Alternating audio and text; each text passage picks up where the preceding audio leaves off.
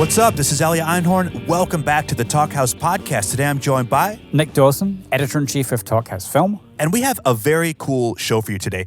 In conversation, Kendra Foster, she of D'Angelo's Vanguard and Parliament Funkadelic, speaking with ex-ambassador Sam Harris about all things songwriting. This is a great one. And I have to say, this was really fun for me because a couple of years ago, you and I were there for a podcast that Kendra Foster did with Penn Badgley. And it was just really nice to listen to her wisdom and insights and humility again.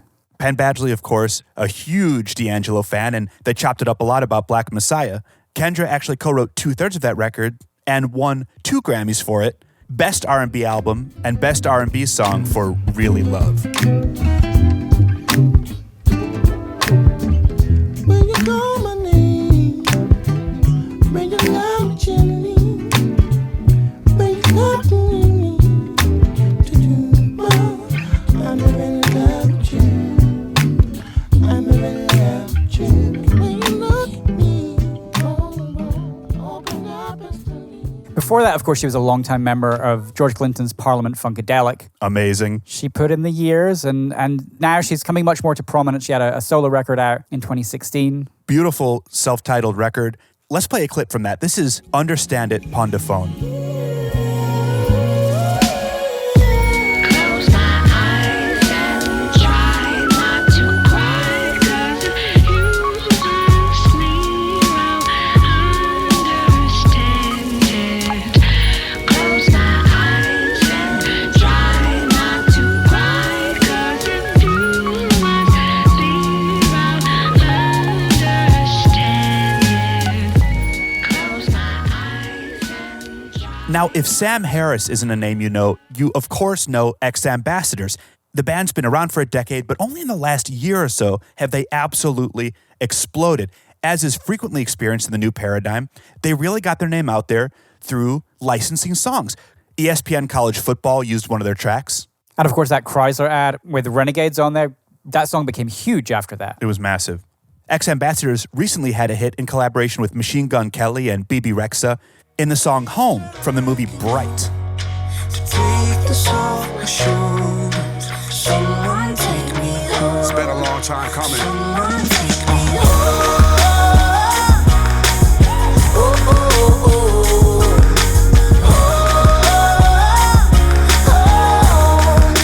Someone take me home. Oh, oh, oh.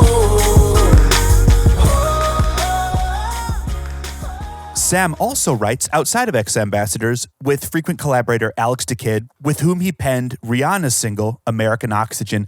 But we'll let Sam tell you more about that later in the talk. They also cover Working with Ty Dolla $ign, Queen Latifah, music as spiritual ministry, making time to write in busy schedules. how they're appearing on a Spotify playlist indirectly led to ex-ambassadors being discovered by Imagine Dragons. The artistic and financial benefits of taking risks, and so much more. The talk begins with Sam telling Kendra about how he and ex-ambassadors waited hours to see the Vanguard headline Bonnaroo. First, I just have to shower you with more praise before we get into like everything. Though. Have we begun? Is this thing on? Okay. It's not. The show was so incredible. I could not take my eyes off you. I mean, D'Angelo is incredible. He's amazing. I was watching you. Oh, And everything wow. that you were doing on stage, I was like, yes, this is everything. You were and are the heart and soul of that show. thank Really, you so much. I'm not exaggerating when I say that. It was. It had been a long day. We had played earlier on in the day, and we had been just like waiting for that show. Oh, It was man. amazing. Thank you so much. It was a fun show. Yeah. I remember it's Bonnaroo. So it's like, God, it was yeah. so, but thank you so much. Yeah. Now I'm blushing. Now I don't even know what to say. No, so how long were you on the road with him and the Vanguard? So I was on the road from when we started going out on the road in 2012 all the way through 2015, pretty much like at the end of the American tour, like when we finally came to America after all those years. And so right at the end of the American tour, I took a leave because I'm not gone from the Vanguard. I very well will show up again. But I took a leave because I had to focus on my solo stuff. Yeah, of course. And it's like I kept putting it off. Like every time I was about to leave, it'd be like, well, no, because we're gonna do Europe and then we're gonna do such and such, and then so like this whole time, basically, we were still finishing up the album. Yeah. When we started touring in 2012. Yeah, I feel that. You know, it's a hard balance between touring and writing. I mean, absolutely. We have been lucky enough to been able to find ways to still write and create while we're on tour, but it's different. Yeah. It's different, and it's so easy to just like, you know, you get offered shows and you get offered another show and you get offered a tour here and a tour there. It's hard to say no because touring is such a big part of what we do. Right. Touring, and it's also a part of our revenue. Yes, a major part of our revenue, like pretty much the only stable thing in a musician's career. At this point in the industry, yes. Right? So to be able to balance that, finding time for that, but then also making sure like, no, I have to have this month free to be able to write. Yeah. It's hard. It's very hard, and especially for me, because I hadn't toured under my own moniker yet. And even though I was touring with like legendary folks and I wouldn't trade any of that time for the world, it's like you're out there making sure you're showing up for someone else. Right, or it's with, different. Or actually with the Vanguard, it's a little different because that project was my baby too. So I feel like with P-Funk, it's like you're running out and performing. And I was a Funkadelic, you know, but performing part of a catalog that I wasn't always necessarily a part of writing. But with the Vanguard, that almost was like having my own tour. But yeah, it's even harder then because the time that you can take is really allotted. There's not even space for you to take it yourself. But that makes me want to ask you, while you're on the road, do you find that time, like, is it on days off? Is it night times when you catch when would that be? It depends. What would that be? I mean, today, every single free moment that I'm getting, I am asleep is what's up. That's what's happening. You're a vocalist. That's another point. That's another thing. So I have to, usually days off. Because on days off, I don't have to do a show, and any vocal expenditure will just be focused on recording. You know, like I'm not recording and writing and then performing later. Because it's you know, as a vocalist, like, you have to really get to a point. I mean, you know, in my younger days, I would not worry about it. Yeah, you wouldn't. I mean, I wouldn't have to because you're young and you can you know, jump right into it. But I found that, you know, the more I did this and the longer I've been doing this, the more I have to really, like, you know, I don't drink when I'm on tour. The only thing I allow myself is coffee. Really, like I have to avoid tomatoes, all that citrus, all that. Yeah, you know. There's so many regulations, like on if you were really following what you dietarily should do or whatever for your voice. That you're not left with much. You're really not left. I found that out. But that's why we look so good, you know? That's why we look so good. Because we can only have like chicken breast. Right. And that's it. And there's misconceptions about what's good for the voice and what's not. But and it's true. See that there's a point too when you're an internal instrumentalist, you know, your body is so much more a part of the situation than so that also diminishes the time. You're right, because you sometimes, how did one of my fellow vocalists say, sometimes you have to do like Rico the drummer does. You have to sleep like a pregnant lady, you know, because it's not just quieting. It's like putting your whole body to rest. So where is the time? So you say on your days off. That's great. On my days off, you know, like but I think you touched upon something that's really not talked about a lot in terms of singers and songwriters, that your body really is your instrument, just like an actor is. So, you know, if you are not taking care of that body and you're not taking care of the instrument. Yeah. You know, like you are the instrument. You are. Those little vocal cords are like strings that you play like this, and it's not just physically; it's spiritually, it's mentally. You know, so if But it's I don't know. I also struggle with this. I was just talking with somebody about this the other day, about how my creativity comes in waves, and like my bursts of really good solid writing. You know, it comes in waves. Yes, it does. But I still have to force myself to try every day. Absolutely. And I think what it is for any writer, I notice literary writers go through this even more than like us songwriters and stuff, but it is getting started. It also is having forgiveness for yourself when you're not ready, because there is also the if it don't fit, don't force it quote from Funkadelic, where, you know, sometimes I've even forced myself or tried, and it almost was like I might as well have not, because it wasn't the time. But it's a fine line. It's a fine line, because you have to show up. You never know what will come out if you try. I remember telling one of my boys recently, actually a song that we're going to release soon, I was like, look, I'm tired. I don't know what's going to happen. We just might end up watching Rick and Morty. Rick and Morty. Yeah. But look, just come by, bring the equipment. We'll see what happens. I don't know, though. I don't know what's going to come out. And one of, like, my favorite things, it might be the single we just released, Dada, came out. Yeah. So it's true. It's true. And I think another thing that I'll say about songwriting before we talk about writing for others is that a beautiful thing that I've found to remember if I was going to ever do seminars or do more of them, is that nothing is ever lost.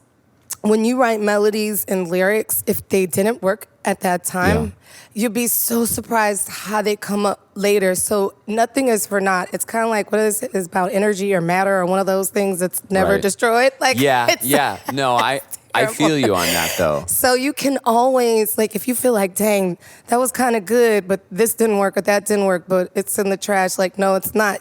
3 years, 4 years later, it may arrive, and then it could end up being like the killer. Yeah.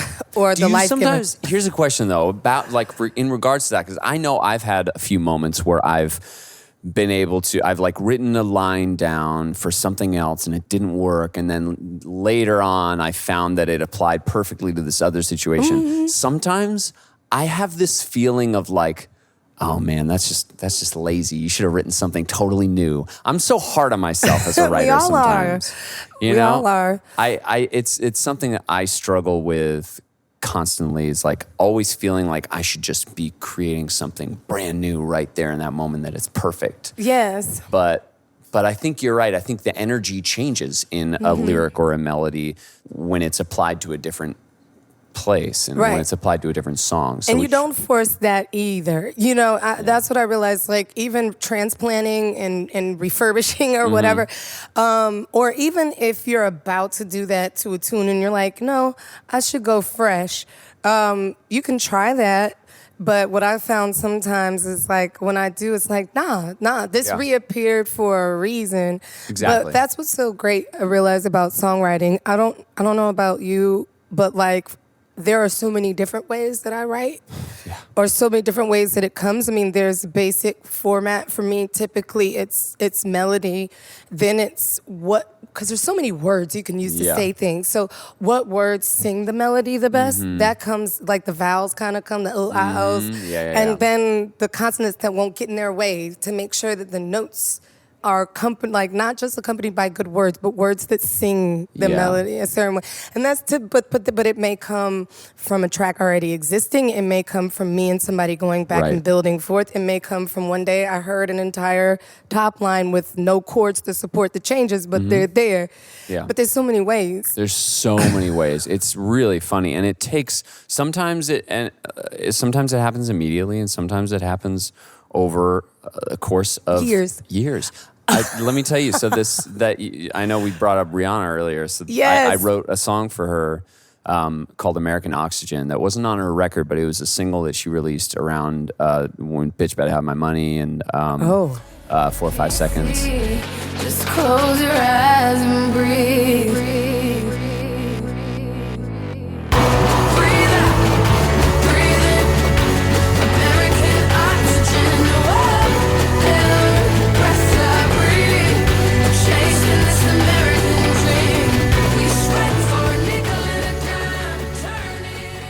was a song that took a year to write, and actually a year. And I worked on the chorus. I worked on it with Alex the Kid, and we worked on the chorus for 6 months. Oh, yeah. The initial idea for it came just in one day, and I had like a little bit of the melody, and I thought it was going to be easy from there. I'll finish this hook in like a day.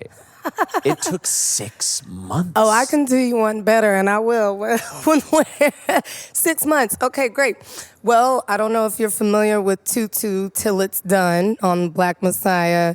Oh my God. So, Well, yeah, you got me beat. I know you got me real beat for that record. In the world that we all circle the fiery side. With the need for love, what if we become? Tragedy flows around, and there's no place to run. Till it's done. Questions that call to us, they are like the bun. this was one of the ones that was created fresh in the lab from one of those composition sessions with Pino and Questlove. And so he played me the music, and I was like, all right. So I was blessed to get first dibs in terms of top line on stuff. And so with that one, I was like, all right. I took it home, and da da da da da da da da da dum came to me immediately. Yeah. It was immediate.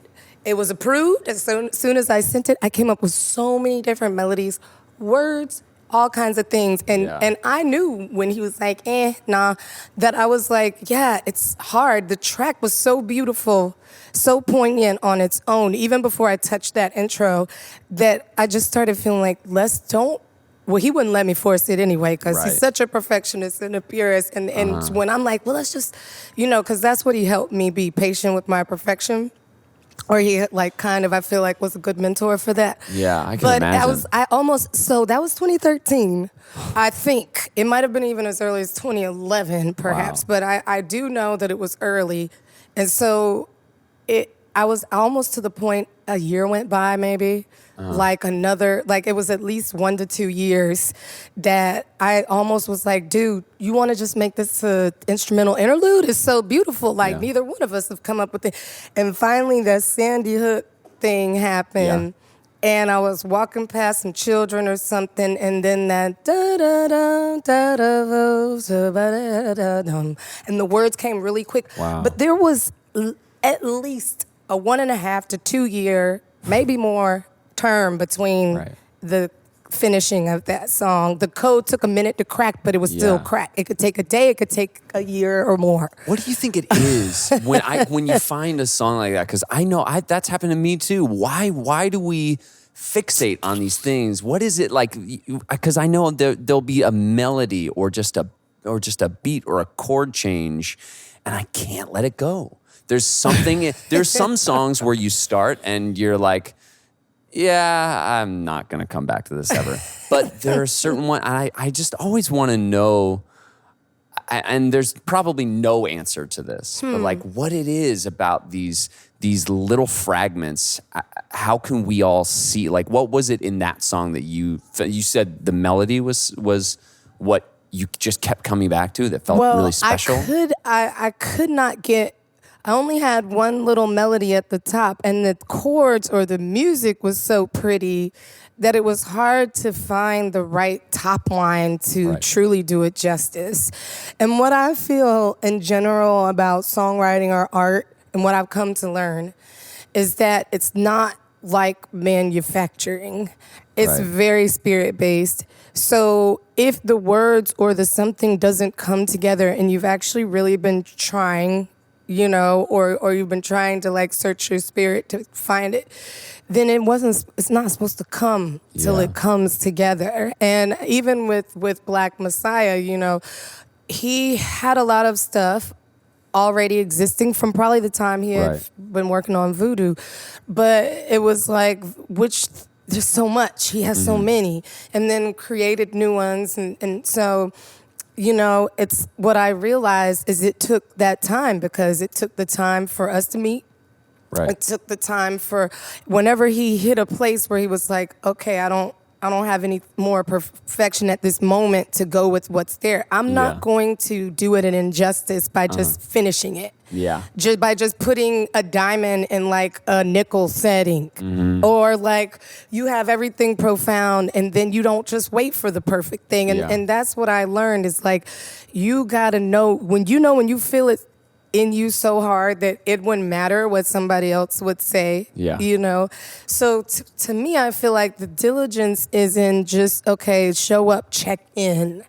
That way, don't force anything. Don't be lazy or scared either, but just try to ride with spirit. So if it beckons you, come to it. If it repels you, sit down somewhere. You know, embrace the process fully, including the just not doing any, not actually accomplishing anything. Leave it alone sometimes. And it's okay. That's what we have to know is it's okay because we're still creating something like intangible. And I want to ask, so when you created that, it was something you were already creating, or did you have to write it with her in mind? It was something that I was already writing. So we were in the process of writing our first record, and actually, I think even before that, we were putting Which one EPs is that? out. The one with which song? So VHS is the first album. Okay. We were in the process of writing our EP that we came out with right before that, called the Reason EP. That has Jungle on it. There's a song called Giants, a song called Shining, another one called The Business, and it had an early version of Unsteady on it too.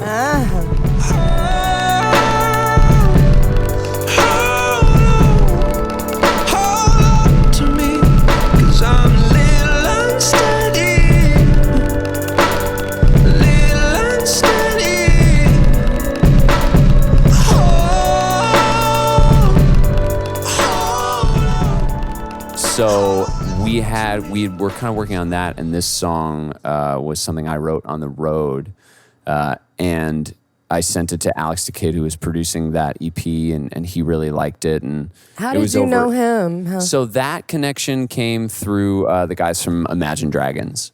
They heard an early demo of ours that we had self-released.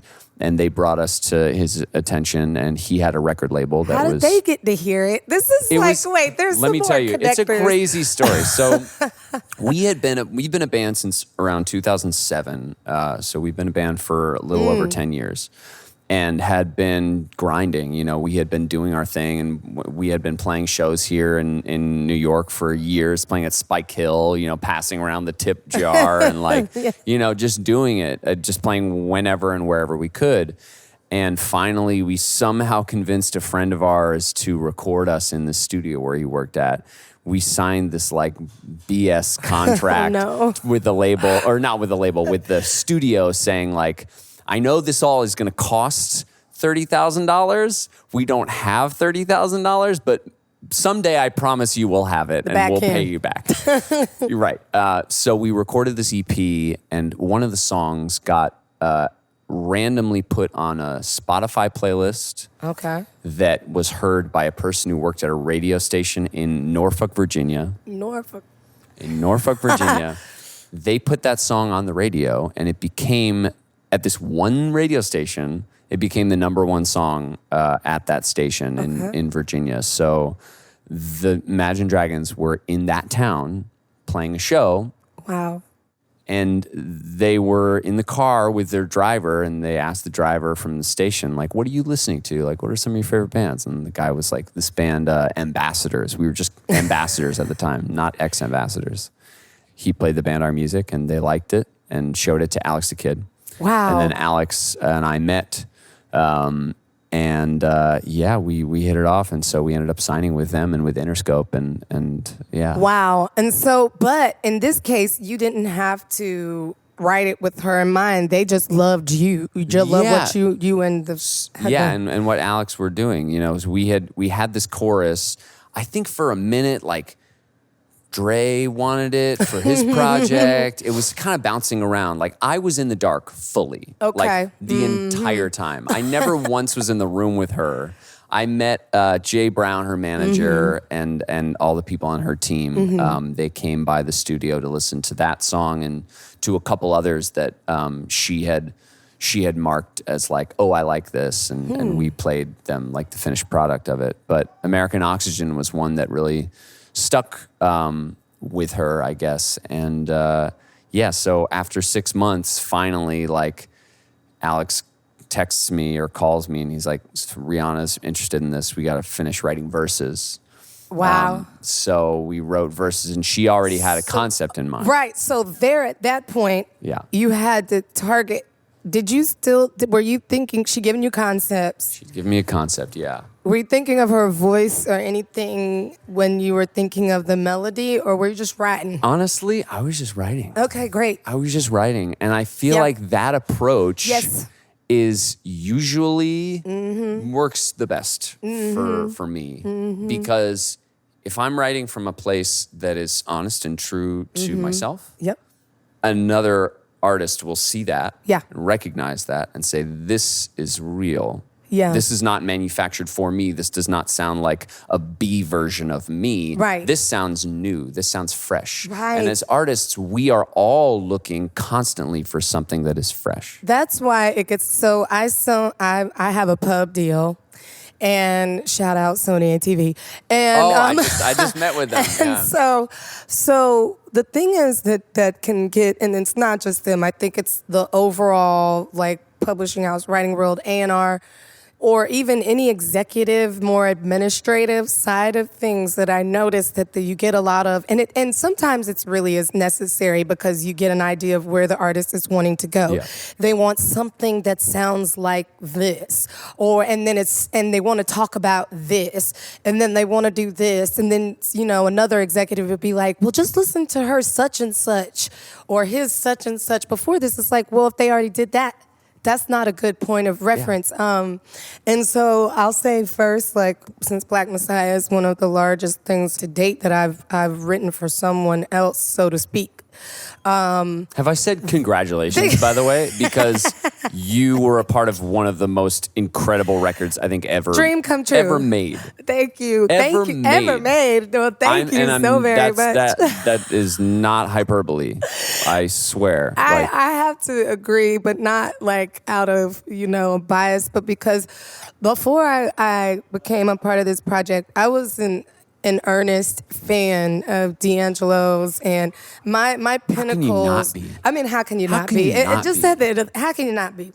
So my pinnacles are Stevie, George, Prince, and D. So I realized my dream working with George. And even asked George as my executive producer for a hot second while he was, like, to bring D in for the project. But basically, by the time I got to this dream come true and actually, hollered at D, hooked up, was like, hey, I really want to write with you. One of the P-Funk ladies, what it is. But when I wrote in that project, I was actually able to just be myself. Because not only was all that stuff meaningful, all the stuff that we were writing about was meaningful to me. I felt like it was a good place, opportunity, and no better person to like deal with the revolutionary side of myself, with the person that's fighting for justice, period, of all kinds. And so in that situation, I was really able to be myself, with the exception of every once in a while him having to say, Kendra, I'm a man. Yeah. Until we break gender roles and understand that there's outside of what testosterone and estrogen does to you. Yeah. Like that, okay, well, then you may have to consider that sometimes. Yeah. But what I've come to realize after trying to follow those schematics and after having been able to be myself so much writing with D, and because I co-wrote 8 out of the 12 songs. So I was amazing. submerged. Yet again, I dedicated myself to it as I would my own project because I loved it like that, and it was dream come true. But getting these other schematics has been interesting. So what I did, I'm a very mystical person, but I'm also a weird little computer. So I try to take the mysticism and all the commercial constructs and like try to make sense out of it to move this mysticism through this plane that we're in. Yeah. And what I'd come to the conclusion of is what you said, with the exception of their timbre or like where their voice can go. Like, I'm just going to write. Yeah. Because if I write, then, besides just knowing what you want to say, because that is important to me. Yeah. I can find a beautiful way to say where you're feeling. It makes me more attached to writing a song for somebody else if I know where they're coming from. But yeah, I don't. Real recognizes real, Yeah. Like that's the simple truth of it. Like if you write from an honest place, it's going to be easier for someone else to also sing that from an honest place. And I think it cuts through better. Like, I think, still understanding, even from a business perspective, the biggest money and the most paramount things, I think, are typically done on a risk. Yeah. Oh, yeah, absolutely. So take a risk, and don't let people convince you, we've got to do what we know is lucrative. We've got to do, and never mind all the social and political programming that I feel like does play a part in how music is purveyed or a huge part. Which is why the internet breaking up all the presets and maybe flipping the industry over on its side so that we do have to live tour to tour or stuff like that. It's also broke up some of that muck. And we're bleeding the pig. Yeah. And so it can't stay alive without the blood. So when it sees it's all around itself. Mm-hmm. It's really an incredible. Maybe it'll give. Yeah. Yeah, really, really. I think it's an extraordinary time to be an artist, to be a musician right now. Yeah. Because of what, look, they're monetarily, there's lots to figure out with streaming. Right. That You're aside. Let me get it straight. I'm here on the intangible side. Right. But on the intangible side, the very fact that there is now this open territory that is not curated by one radio DJ guy. Nope. It's or conglomerate, because the DJ guys were all right. You could roll up in their office, bring them a chick and some money and some drugs and get your stuff played. Right. Can't do that with Clear Channel, or whatever it was that took over. But even that, you have to win this one tastemaker person over. As opposed to getting it to your people. As opposed to getting it straight to the people and letting the people, it's become such a more egalitarian way of consuming music. You put a song out there and it's so much easier. Granted, look, I'm not naive. Right. There's still gatekeepers. Right. There are always going to be gatekeepers. Exactly. But it's becoming easier and easier for more artists to break through that ceiling. Oh my gosh, nobody can tell you, with the exception of since we're all out there and the needle in a haystack thing and trying to get it to reach a lot of people when we're all out there. Besides that little challenge that would present itself, yes, it's amazing for you to at least have an opportunity. Yeah, right. And that's for all the people anyone's to asking speak. for. And I'll tell you an example, the two recent independent releases I've done. I released something with another piano, Goldfinger and the Butterfly with Ray Angry. We had created our own side artist entity. Who I should be. Well, I used to cry myself to sleep, but I'm dreaming sweetly now. When the day breaks, no more tears too sweet from my eyes. It's golden now. Feel the sun rays flash up on my feet, 'cause my steps. It was one of those things where we had, quote unquote, found the records that have a certain, we don't know, but what typically, if we're going across desks, would have mass appeal. Right. I was like, I'm just going to do a science experiment. Then till we get to that major release, let me put out my stuff just myself. keep putting it out. Just get it out there. It may take a second for me to, in between putting it out, doing shows, doing videos, doing whatever. It may take a second to get it promoted and start getting it in a viral way, but it's there. Yeah. It's there. And what made me put it there? Well, when I would just leaked a little vid from the writing session. We hadn't even finished the song. And we had over 1,000 views by Saturday morning. We posting on a Friday night. There you go. The people have spoken. Yeah. Like, where do I get this? Were the questions we were getting. Other big time producers were calling my co-producer, King Karnov, be like, yo, dude, I love that. He was like, Yeah. I try to get in touch with that person. Yeah, you no longer have to put Yes. all your eggs in one basket No. and like find the perfect song that checks all the boxes. Right. You can just start to release music. You release one song, you release another song, you release another song, and that just organically will start to create an identity Yes. around who you are as an artist, and that's what people gravitate towards now. I think so. And you don't have to box yourself up, which is what I love. And I think, now with all that said, in terms of coming back to the songwriting thing, I know for me, I was so glad, like recently I've been working with the producer named Cinematic.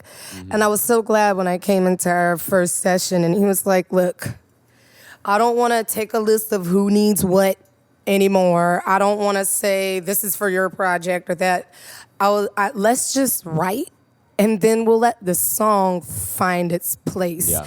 And I was like, God bless you. Yeah. Because Yeah. honestly, like after you, it's good to be aware, but once you've seen all of that construct, it's also just follow the vibe. Yeah. That's the quote that I got from D. Like, follow the vibe. Don't feel right. Don't, if it feels right, go with it. But it will find itself in even the success, the tangible stuff, I think is more likely when you keep it real, probably.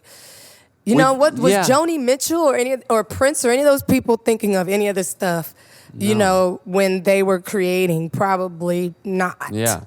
Whether, a song that I've written with the band is appropriated to a movement, it's always going to start from a personal experience. Yes. It's always going to start. And I think that is something that is a beautiful reminder of just like how interconnected we are. Because, Oh, yeah. if I'm writing something that is so specific to me, so specific, sometimes the more specific I get with my songwriting, universal the ends more up being. universal it ends up being. Because we Why all are is that? having. Well, you know why? Because a lot of our experiences are more common than we realize, and sometimes you think it's just yours, and then when you say it, somebody else is like, "I was just feeling that." We are the voices of the soul of the world. Like, there's a point where you don't have to take on a responsibility if you just want to make fun music that's reckless or that it doesn't matter. It's all expression. Exactly. But I think I do still think that like sometimes we feel like somebody's more powerful or magical or whatever than we are, and I guess we all just need to know anything you admire, you have a whole bunch of that in yourself. And I think that like any expression, like writing, it just has to be spiritual. Yeah. It just has to be spiritual and I won't say just, but No, it has to be spiritual. if you're doing it right, Yeah. it's got to come somewhere, even if that spiritual translates to I want to drink all night and get messed up. Yeah. Because sometimes we need that. That's why I call like my writing or what I do like a atypical ministry, because it's not like I love hyper that. Christian I or love whatever. that. I just want to bring whatever we need for the human experience. Do you need encouragement? Do you need a release? Do you need like hell no, I'm not gonna take it anymore? Yeah. Do you need something to make babies with? Do you? Yep. and you can tell the difference between something that is written with, like you can tell the difference between a party song that was written with feeling and with intention and with Chandelier. just like between and like a difference between that and then kind of a fluff. Yeah. Like, I mean, I hate to be judgmental of anyone's songwriting, but you can tell a difference Yes, you between can. something like, like Chance's, like, all night I've been drinking, all night I've been drinking, all night I've been drinking, even though like on the surface, Yes. ostensibly it's a party song. It's a song about drinking all night. Yeah. Right? But there's just something else there. Yeah. That you can't even really describe other than knowing that whoever wrote it approaches their work from this place of needing to get something off their chest. Oh yeah, I watched recently. And I would say to that effect too, like, hey, Funkadelic Parliament Funkadelic sounded like a lot of party music. Yeah. There's a lot of revolution embedded in that, you know, Sly a and the lot Family of Stone, human same reflection.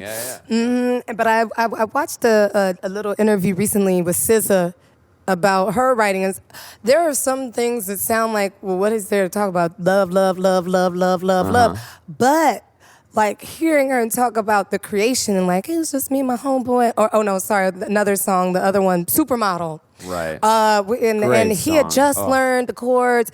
And so we were like, okay, let's just play around with this. She was like, I went to the studio and did 3 entire songs, like to these beats that I was intimidated by, and I just created. And then at the end of my session, I said, well, come on, dude. You know, like, let's mess with them chords you were playing earlier. Like, he just taught himself the guitar. And that ended up being one of the biggest songs. I brought in this letter to let you know I'm really leaving, and no, I'm not keeping your shit. Heard you got some new homies, got some new hobbies, even a new hoe too.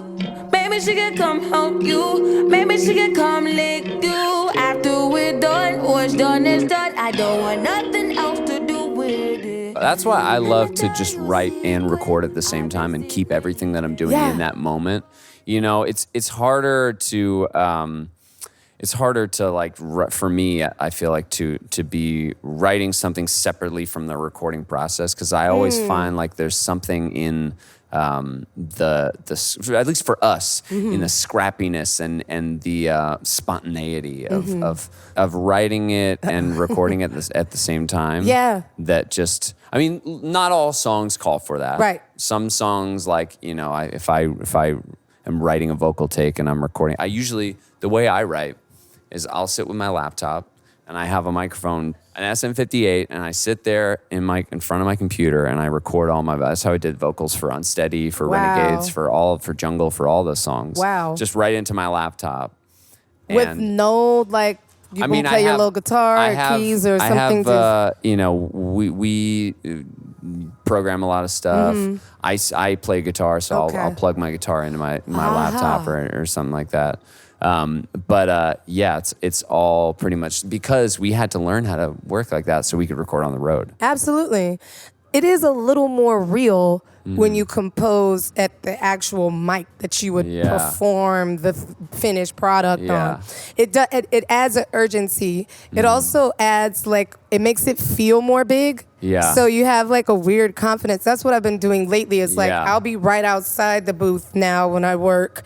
And so as soon as I finish, it's not like, ooh, did that work? Did that not? And I'm not coming in later or going into a studio. I'm going straight to the mic, and with a very good engineer, producer, that can make it sound believable. Ready. Yeah. And that's the point. That's how I feel about what's so important for us is, like, sometimes that's where production becomes more important. Like, is like, because you want something amazing to be believable and accessible, and so much can make a difference with that. Yeah. On the production side. Oh my God. I've had a lot of conversations lately with songwriters about how production nowadays is more important than ever. You know, you can have a song that would just not exist in this year if it had a totally, if any, like, tiny bit of the production, if it didn't have this, like, specific 808, or if it hadn't replaced the 808 with, like, a live bass, or if they didn't if the way that your voice was greased up wasn't the same, or and I even have noticed just someone knowing how to mix my voice right makes a difference in how songwriting is going to come across. Do you get involved in production a lot of the times when you're songwriting? I try to stay in I usually prefer to work with producers or people that don't do top line, because I'm just more comfortable that way. I mean, I got to break out of that, but I've gotten better. But what I've found is sometimes I get involved in the production, or saying, hey, can you make that more legato, or can you not do, can we keep the chords you were doing just there, because not to get out of my lane or get all off into their fun, but just because it may support what I'm doing better. And honestly, if I could pay some of the best producers just to listen to me because I can't move those knobs Yeah. sometimes. Like I will one day soon, like, because I think that would be quicker than me learning all the software Yeah. and like all the different levels of how I could tweak it. But when we're in the process, I've been so tempted often to be like, ooh, keep that. Yeah. Keep that bass line there, then add this. Maybe what you think, Yeah. tabla. I would love to. If I really could actually take like some time off to learn software and like Oh, start yeah. mixing myself or chopping samples or Yeah. like I could take the time to play some stuff Yep. out on the keyboard or whatever It's- and like yeah. make loop. If I could loop it, Oh, I yeah. definitely could. Right. So I would love to, yeah. Yeah. Just can't do it all Yeah. at once. I know you can't do it all at once. Going back to what we were saying before about not trying to like recreate something that someone's already done or write in what you think their voice Right. would be. I now have been going and just approaching it like, what's something either that this artist hasn't done that I know that There they you can go. do, or something that they've done that I love that they're not doing more That's of that I want to hear That's more a of. beautiful approach. We just did a session with Ty Dolla $ign, who What? I love. I love this man so much. Yes. That's awesome. I have been a huge fan for so long. And what a lot of people don't know about him is he's an incredible producer. Oh yeah, He's an incredible kinda assumed musician. That actually, Incredible musician, incredible singer. Like Yeah. his voice it just cuts to my Wow. soul. And he put this record out, Free TC, which I don't know if you listened to the whole thing, but there's a track in the middle called Miracle / Whenever that it's like a 10-minute song. And the first half of it was taken from audio from his brother who's in jail, and his brother recorded these verses, and then he kind he took that audio, he recorded it over the phone, took that audio, put it over a beat that he made, and then he sang another part of it, and then there's a second part of the song. But it's got this gospel influence, it's soulful, it's like nothing, and he's singing in this falsetto that I didn't even know he had. Okay. So when we got in, I was like, we're going to do that. I want to do that with you because no one knows. Everyone knows you from like X or like any of the other ones, like the club songs. But like, like people need to know Yes. what your soul looks like, your heart looks like. Yes. And that was so fun, and we ended up with a great song that he actually really loved and his people loved. But approaching it from that perspective, rather than like, okay, what does the label say this person needs? This label says like they need like a crossover between urban and top 40 and like. Which, by the way, like the whole genre lines between that is like, don't even get. We will have. Let's not we even will go run there. over this conversation. Let's not even go there. Like, how can you make pop a genre? Let's just. I'm sorry, but that might get a little too existential deep. Yeah, that's and I really agree with that. I agree with going in a direction an artist hasn't gone or doing something that they don't explore as much. One thing I've found too is I've been blessed enough to touch the hem of Queen Latifah's garment. Oh. And I have to like probably keep that down under Oh, my wraps, but I'll God. just say that one of the things that I've found, she's beyond the amazing you even dream that she is, like, and just the sweetest person. But one of the things I found I was doing is I would come up in them sessions and I was like, I don't really know why you call me. She like has freestyled an entire song from off the top of No her way. with changes and everything. And I was just like, sometimes as a writer, I'm here not to bludgeon somebody with my ideas or think this is the money thing, so I've got to squeeze a lyric or something in there and get my percentage. Sometimes it's just to let somebody know, no, this is dope. Yeah.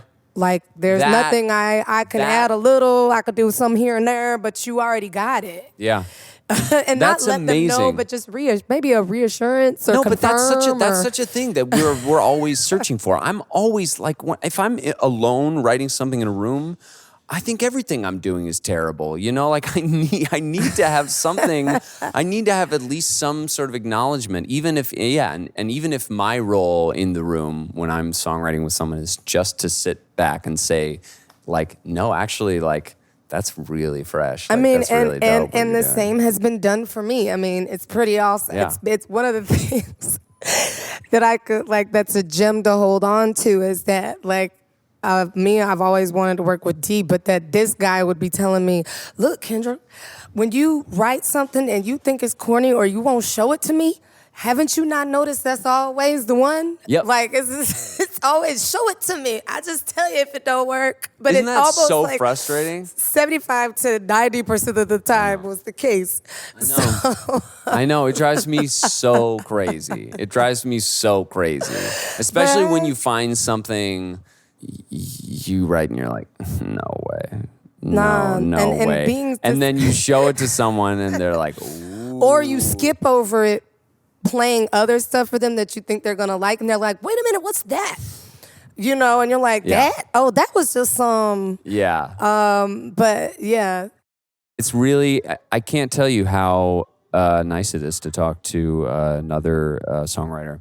I know. It's really like, just always helps me, you know, because I think we both spend so much time in our own heads. Yes, I mean, and we're always doing. We don't Always really doing. get to talk about it. Yeah. So this has been amazing and such an honor. And Such an honor. congratulations again Thank you. on all of your work. Well, congratulations to you, superstars. Thank you. Thank you. And we're going to have to write together. Yeah, no, we're going to have to write together. Like, I don't know when, and, you know, maybe we We'll can figure it send out. files or something, but, like, that's how we put Once this we bow put these on mics this. down, there will be an exchange of Yes, information. Yes.